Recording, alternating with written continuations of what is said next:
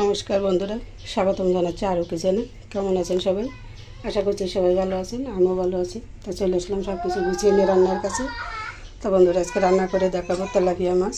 মাছগুলো আমি আগে থেকে ধুয়ে লবণ হলুদ মেখে নিয়েছি।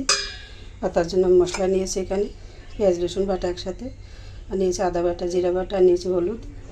আজকে লঙ্কার গুঁড়ি নিয়ে নিই, যে কাঁচা লঙ্কা দিয়ে রান্না করব। আর এর জন্য মাছের জন্য নিয়েছি পুঁই শাক। যেহেতু পুঁই শাক রান্না করবো এই জন্য কিন্তু কাঁচা লঙ্কা নিলাম।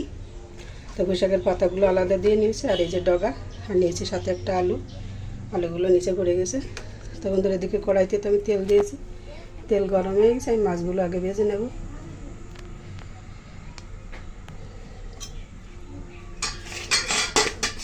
দিয়ে দিচ্ছি মাছ।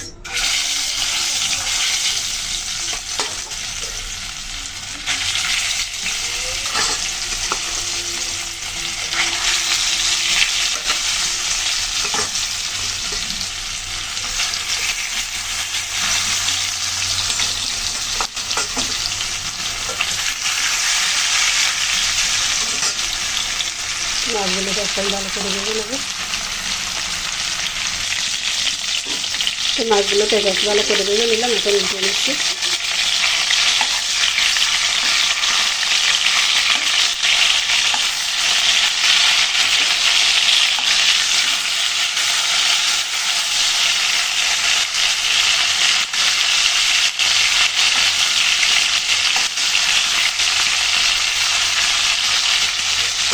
এদিকে আমি মশলার ভিতরে একটু জল দিয়ে গুলিয়ে নেব।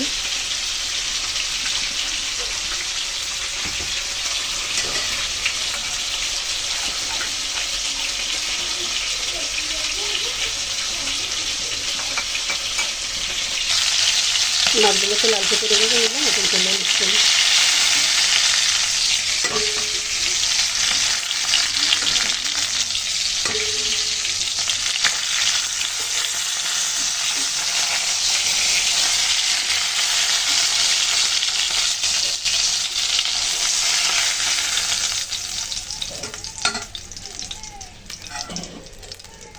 আমি তেলের ভিতরে আর সামান্য একটু তেল দিয়ে দিচ্ছি। তো তেল গরম হয়ে গেছে, আমি ফোড়নে দিয়ে দিচ্ছি কিছু জিরা, দিচ্ছি পেঁয়াজ কুচি,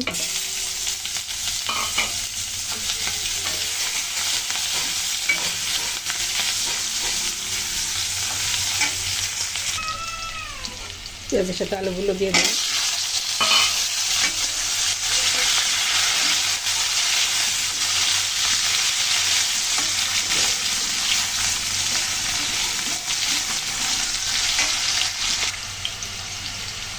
দিচ্ছি কাঁচা লঙ্কা,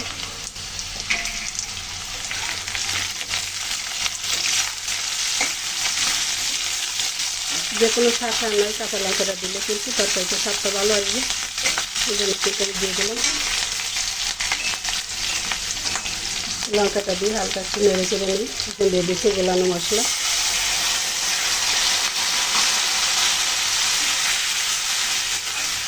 মশলা দিয়ে একটু কষিয়ে নেব।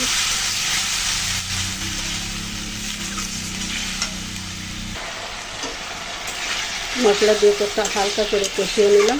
এখন দিয়ে দেবো আমি পুঁই শাকের ডগাগুলো।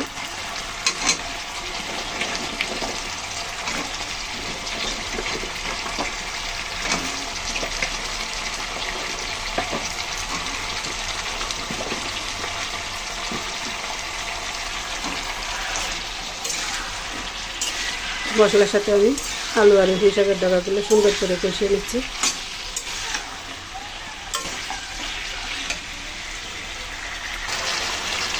তরকারিগুলোকে নেড়ে ছেড়ে দিলাম। এখন একটু ঢাকা দিয়ে কষাতে থাকবো। ঢাকনাটা তুলে নিচ্ছি।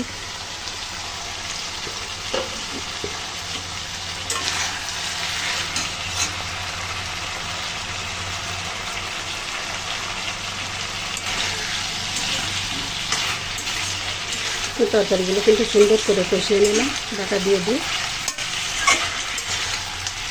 এখন আমি জলের জন্য জল দিয়ে দেবো।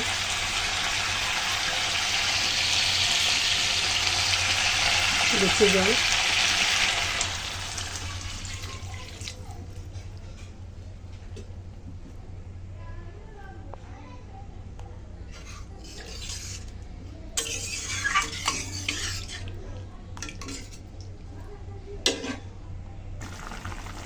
তরকারিতে সুন্দর জাল এসে গেছে। এখন আমি দিয়ে দিচ্ছি পুঁই শাকের পাতাগুলো।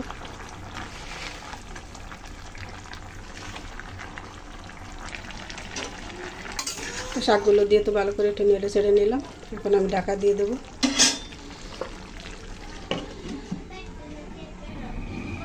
ঢাকনা তুলে নিলাম। এখন দিয়ে দিচ্ছি ভেজে রাখা মাছগুলো।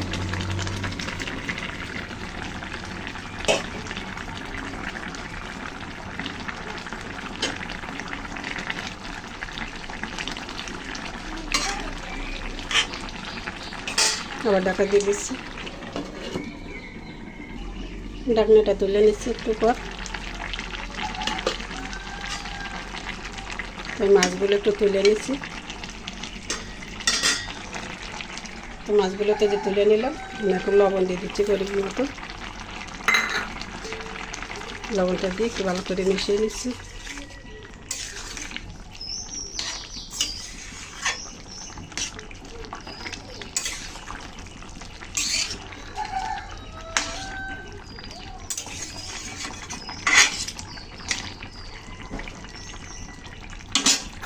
মাছগুলো আবার দিয়ে দিচ্ছি এখন।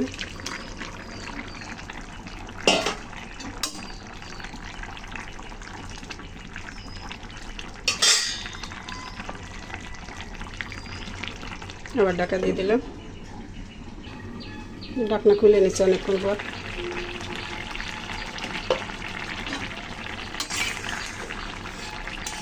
রান্না কিন্তু হয়ে গেল। দেখুন তরকারিগুলো কত সুন্দর সফট হয়ে গেছে। দেখুন পুঁই শাকের ডগা কত সুন্দর কেটে যাচ্ছে, আর আলুগুলো সফট হয়ে গেছে।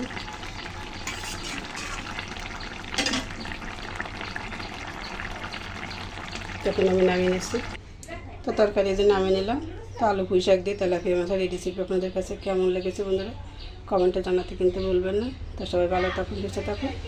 অসংখ্য ধন্যবাদ ও নমস্কার জানাচ্ছি আজকের মতো।